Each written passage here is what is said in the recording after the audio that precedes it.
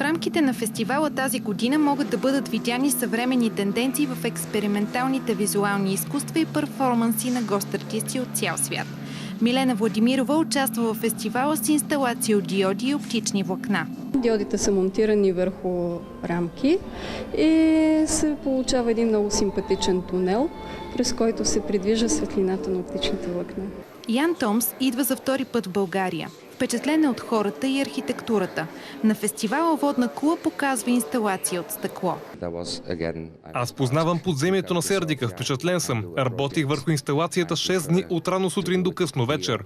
Поставихме 75 парчета стъкло с дължина 2 метра и 75 см височина. Закупих стъклата от София, защото е сложно да ги пренасям от Холандия.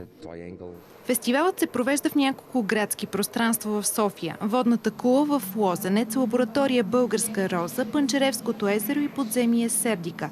Локации, които провокират младите артисти да изразят себе си. Пространството предразполага за много интерпретация. И това му е интересното.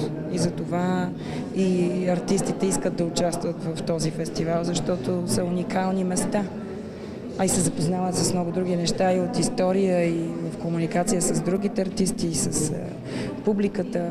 Живеейки, ние постоянно се движим като в тунел от събития. Сякаш влизаме в едно пространство и излизаме в друг свят. А какво има в дупката на Заека, ще узнаете от организаторите в края на фестивала Водна кула. Ако не ви се чака до тогава, намерете сами отговора, избирайки своето събитие в пъстрата фестивална програма.